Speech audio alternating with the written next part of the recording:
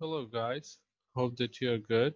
Uh, Today, I'm going to show you how to write an abstract of your thesis or research articles. Many students are trying to work from home and they are trying to write their thesis, but there are always problems and they need proper guidance, for writing their thesis, right from the abstract to discussion. So, in this series of lectures, I would step by step guide you how to write, different elements of your thesis. So I would start with the abstract. In this presentation, I would just let you know about different elements of abstract or summary of the thesis, and then I will practically show you how to make changes to your abstracts in order to make it pertinent. Um, so you have to bear with me for some time, and you have to go through this entire presentation in order to learn about, how to correct your abstracts or summaries that you already have written for your thesis. Abstract is something that comes first, or it is in the beginning of the thesis, before the table of contents that you give out there in your thesis. So you put the abstract even before that. So this is the first thing, or the first presentation of your entire thesis. And your entire thesis actually is a mirror image of your abstract. Whatever you give in your abstract would be elaborated in the same sequence in your thesis as you have given here in the abstract. That's why it's very important to write a perfect abstract, because most of the people would just read out, uh, they would go through your abstracts or summary of the thesis. And that's why it's very much important to be very careful while writing an abstract. So although it is coming, is one of the first thing that a reader would encounter in your thesis, that whatever you have done in your thesis, it is written right at the end. When you are done with all the thesis processes, you have compiled your results and you have discussed them, you have given proper referencing in each and every case. So when you are done with your entire thesis, after that you are able to write an abstract. So you write it at the end, but it comes right in the beginning of your thesis. So here is an abstract. One of my student actually has sent me this abstract, and I have given it different colors in order to show you that what are the different elements of this particular abstract. So I would correct this abstract, in a stepwise manner.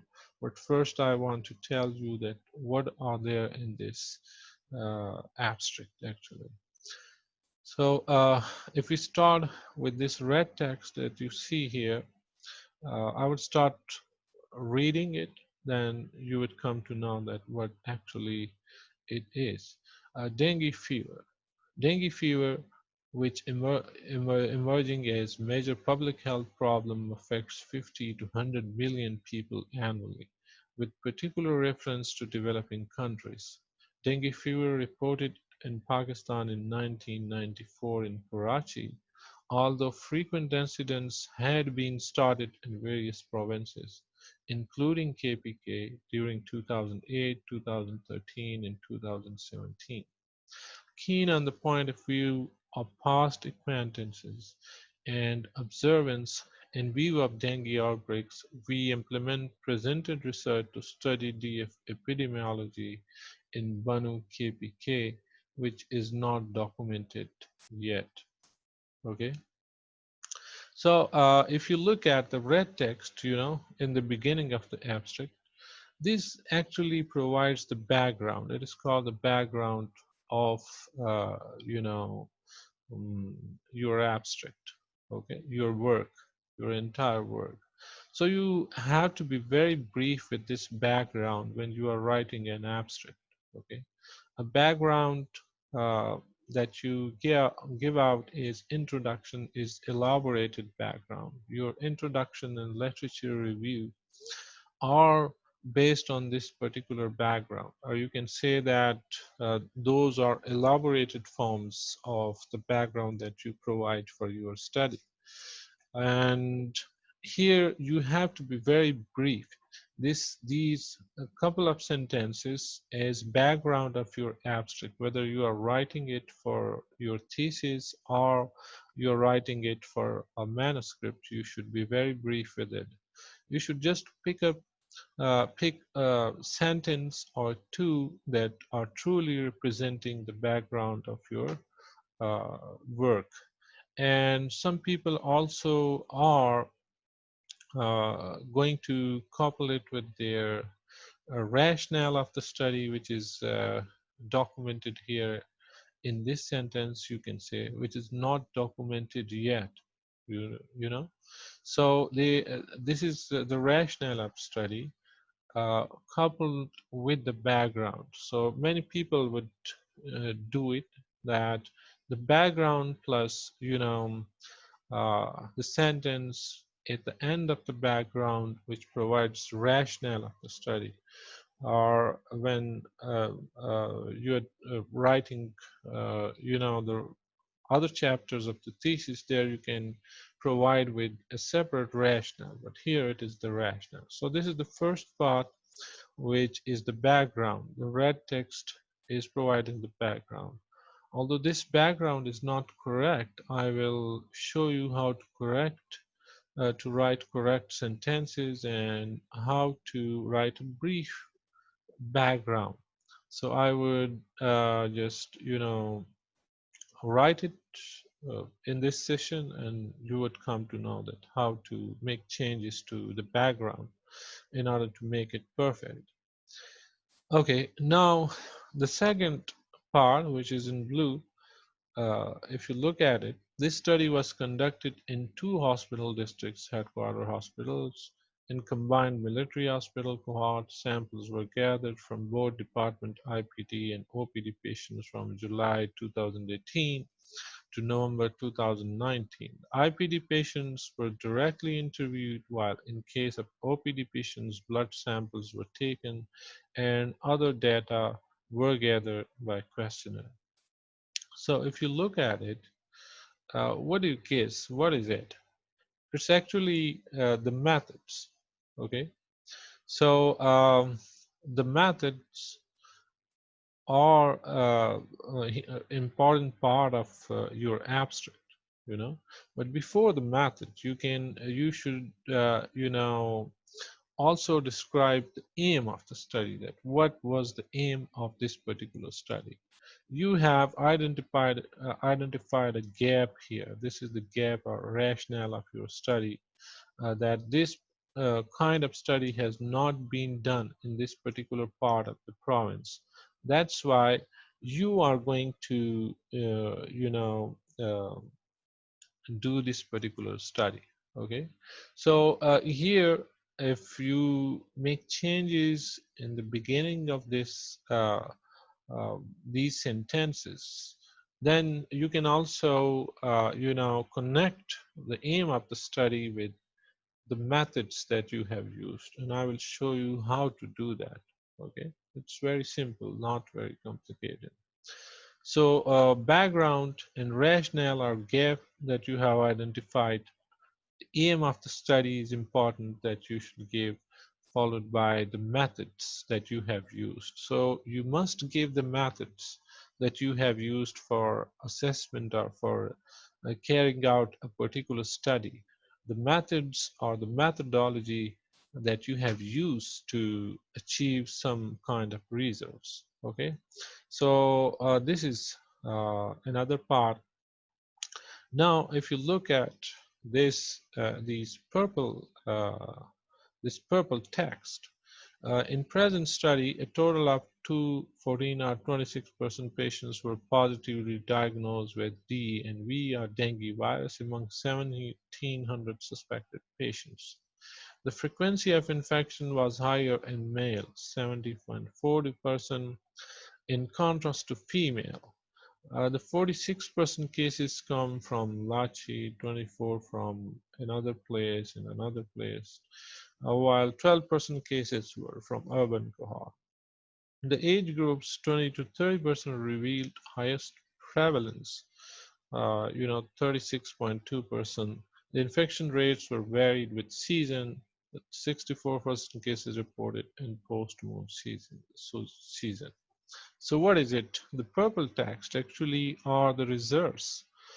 Uh, these are results given in your abstract. Okay, so the reserves section is methodology section is followed by reserves. You state in your abstract that you have used these methods, and now you are stating that you got these results. So you should briefly describe your results. You don't have to reproduce all the results inside your abstract, because that would make the abstract longer. In case of different journals are when you are writing a manuscript, then there is limitations. They some journals format would require only 250 words or 300 words, so you should have to be very brief, and you must know what to mention here and what not to mention here. So what you have to mention here is your significant results.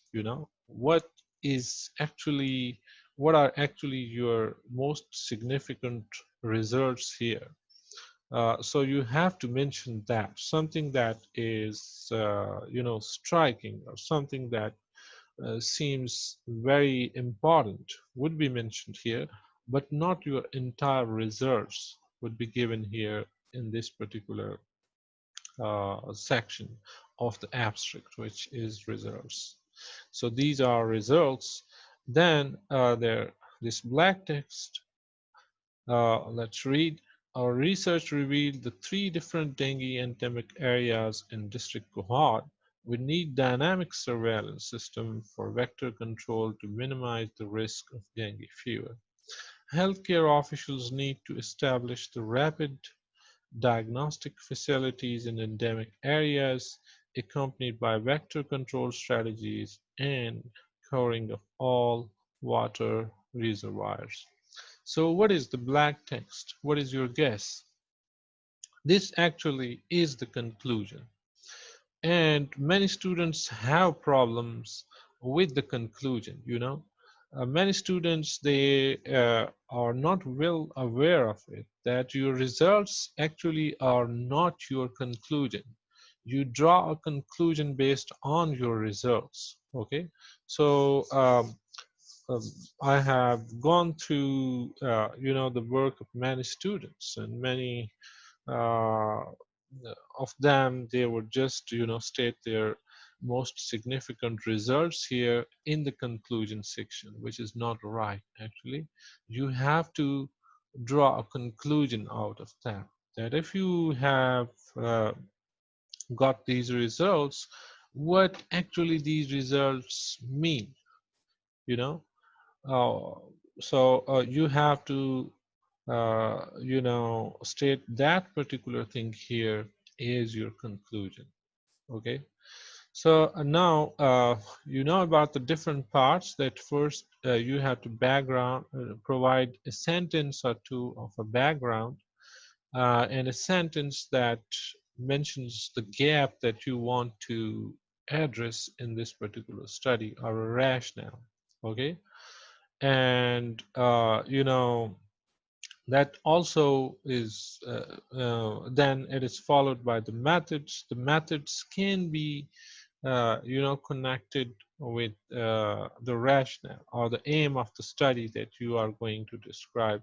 You can write it combinatorially. Then after the methods that you have used, you are you know uh, giving your results here, and after the result section, you would describe the conclusion that you draw. So if you look at the this text, the black text, there is not only the conclusion that they are drawing from this particular study that they have done, they are also giving some other advices to the healthcare officials and other diagnostic facilities. So these are actually recommendations. Some people would give recommendations as part of the abstract, and some people would just be happy only with the conclusion that they are drawing out of their research. So it depends upon the author, the investigator, that what actually he intends to do. If he wants to give out recommendations there, if he thinks that it would look beautiful or it would be of some importance, then recommendations can also be part of it. But if there are space limitations, then you have to be brief with all this stuff, and there would be no space left for recommendations. So let's now copy this first part background and correct it. That how are we going to correct it? Because this actually is not the correct version. If I just copy it from here, I just want to show you that how can you make changes to this particular part. I copy it, I go to the next slide, and here I will paste it. Okay, now here I'm going to rewrite this background. Okay, you have to see, I want to change the font color so as to make it easy for you to understand. Okay, now if you look at this, the first spot, dengue fever, which is emerging as major public health problem, affects 50 to 100 million people annually, with particular reference to developing countries. Okay, so what can you do actually to write it in a different way, in a simple way, and to spare some words actually, because in the abstract you have problem with the number of words, so you have to minimize the number of words. So if I just start with it, I would write uh, dengue fever.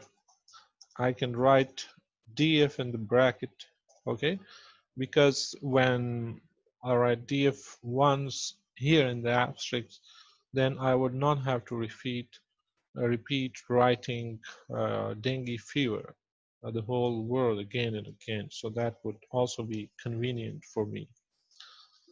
Okay, so I can write it like this: dengue fever is a major health problem or hazard. You can think about different words. Or hazard, you can also write that, uh, affecting millions across the globe. Okay, the message that I want to give out there to people is very clear from this sentence, that dengue fever is a serious problem. It is affecting millions of people across the globe. Excuse me. Then if you look at this abstract, the student has written, DF reported in Pakistan in 1994 in Karachi, although frequent censuses had been started in various provinces, including KPK in these years. Okay, so he's giving the background of infections in Pakistan, and all these things would have been repeated in the thesis, maybe a number of times. You also gave details of these different, outbreaks in your introduction, and you also are coding the literature, particular literature, specific literature review, literature that was published about these different outbreaks in different years. So you don't have to, write everything here. Okay, you can shorten this particular thing in many different ways, but you have to be very careful not to use too many words in order to describe the background of these different outbreaks. And simply you can say that although uh, I'm trying to provide a background of this particular these outbreaks that we are talking about, along with the rationale that we had to put out here. So if you look at the last sentence, it is providing the rationale or the gap. It has identified the gap, that what is the gap there that you want to fill, or you want to, why are you doing this particular study actually. So what would I write instead of these two sentences? I would just write, although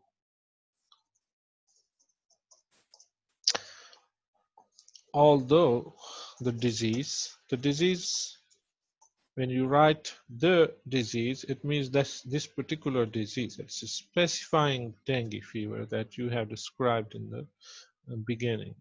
So although the disease has been reported to be endemic in Pakistan, or you can just state right away that although the disease is endemic in Pakistan, it means that sporadic incidents of dengue fever are taking place in different parts of Pakistan. Uh, but several regions, but there is negligible information, about the southern parts of Pakistan. That he's talking about the southern parts. So I would just write it like this: although the disease is endemic in Pakistan, there is negligible information about the southern parts of KPK, including Banu.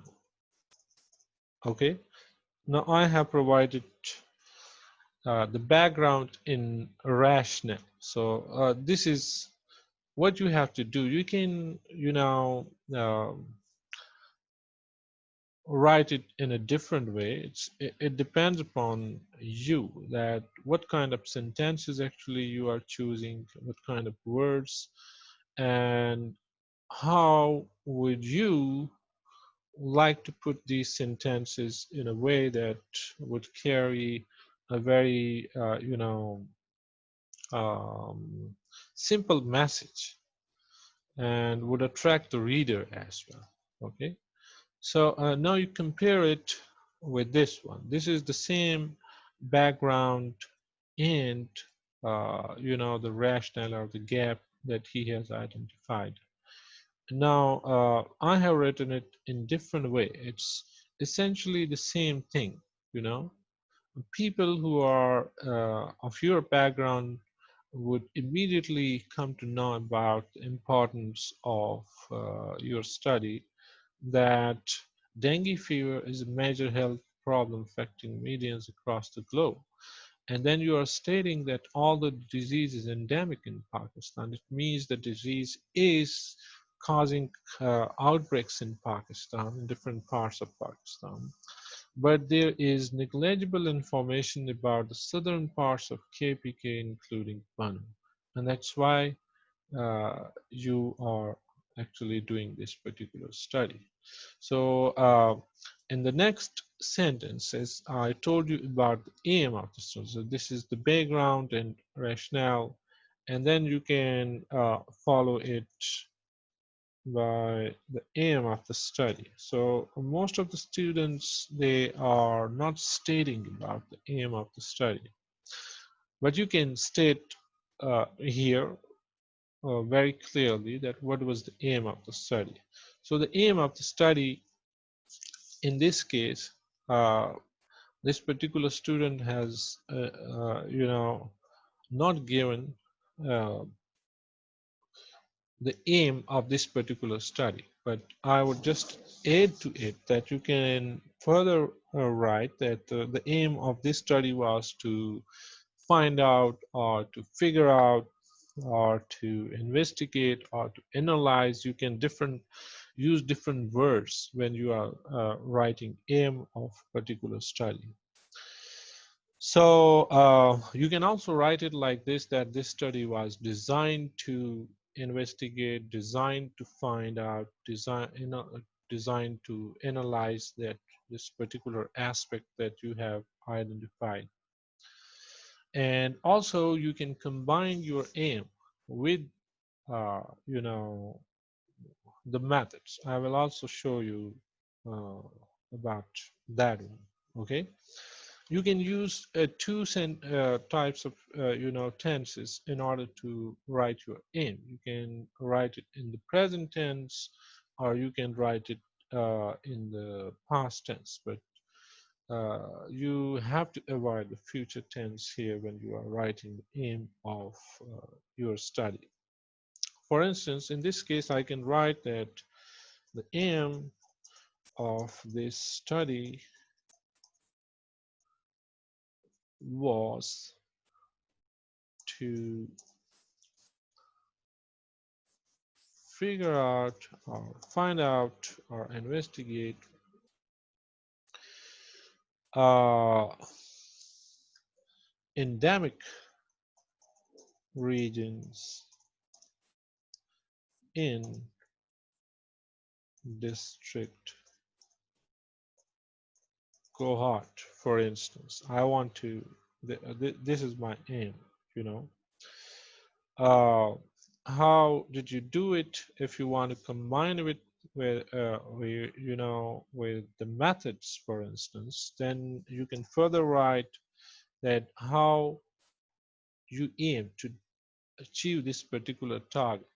So it looks good or beautiful if you just add a brief of the methods here, although you have to describe the methods below. I will show you how to do that, but here uh, you can write simply that how you are going to do this particular job just in a couple of words by, for instance, analyzing uh, the incidence of DF that we are talking about in major healthcare units. Okay, where where are you going to do this particular study? This is district Kohar, and how you are going to do this particular study or to achieve your objective or aim is by analyzing the incidence of dengue fever in major healthcare units. What are the healthcare units? The healthcare units are the hospitals. So it means that you would collect some samples or data from the hospitals. You would look for the incidence of the disease in the hospitals. And in this way, you would determine endemic regions where the problem arises from time to time, and now you are determining this endemicity for the past events for a previous year. So you are going to you try to find out uh, where the problem actually was more prevalent in during the past year.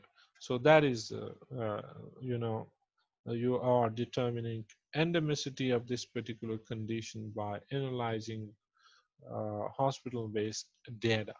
Okay, so now if you go back, these are the methods, and I told you that aim and methods can be combined, can be written combinatorially. You can also write aim as your separate aim followed by the methods. Okay, now we move to the next slide. Here I will show you how to make changes to your methods. So these are the methods. Okay, now we have to make changes to the methods, that how actually you can write the methods. If you look at the student's writing, he has written that this study was conducted in 2 hospitals, district headquarters, and combined military hospital cohort. Samples were gathered from both departments, IPD and OPD, from 2018 to 2019. So if you look at the sequence of events, or if you look at the wording of the sentences, these are not very clear. So these actually would not give a good impression to the reader. When the reader is going through this stuff, he would, not be impressed by what you have done, actually. That's why you have to be very careful to write it in an interesting way in order to attract the reader. And that is actually a good presentation. So how to write the methods here? If I would make changes to the methods, how would it look like? Okay, so I would write it like this: individuals with dengue-like symptoms. Okay, this is the methodology that I have adopted for achieving my objectives. Uh, so I would write individuals with dengue-like symptoms who reported to these hospital healthcare settings that we are conducted this studying.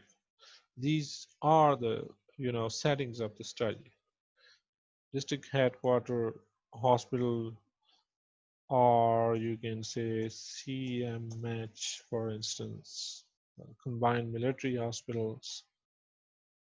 Okay, over a period of 16 months, you have to define the period when you are going to uh, talk about the incidence, because they have figured out incidence in this study. Then you have to define the period, because incidence, when you are going to um, determine prevalence of a particular conditions, then you don't have to describe this particular period. But when you are talking about incidence of a particular disease, you should describe the time period, that how much was the time span in which you conducted this particular survey or this particular study. So I would just write over a period of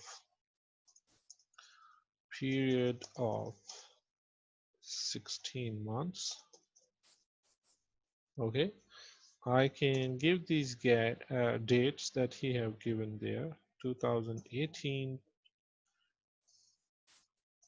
to 19, for instance. Okay, you can give the months or something. I'm just simply describing it. So I would be using these short cuts or abbreviations.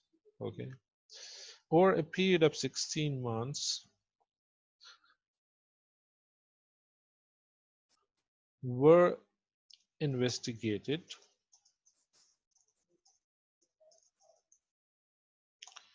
for the presence of anti-dengue, D-E-N, anti-dengue, IgG, or IgM. Okay, these are the antibodies that you are looking for when you are looking for any evidence by uh, you know uh, of the disease. Okay, then you are utilizing some kind of method. So here in this particular study they had done ELISA, for instance, in order to figure out anti-dengue antibodies in the plasma patients, or they had used a questionnaire in order to take the history of patients who were visiting these hospitals and to ask them if they had any infection in the past or something, or about their demographics or something. So you have to describe these things in the methods, that what different methods actually you used for your assessment. So here you investigated these patients for the presence of anti-dengue IgG or IgM antibodies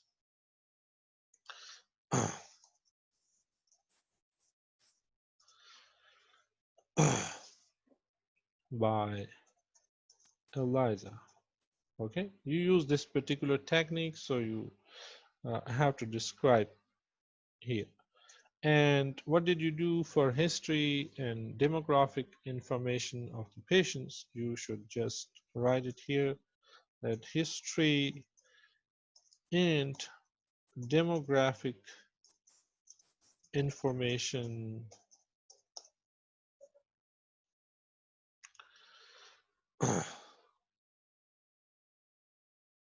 of, okay, of individuals, or you can just avoid it. You can just state that history and demographic information were collected on, okay, collected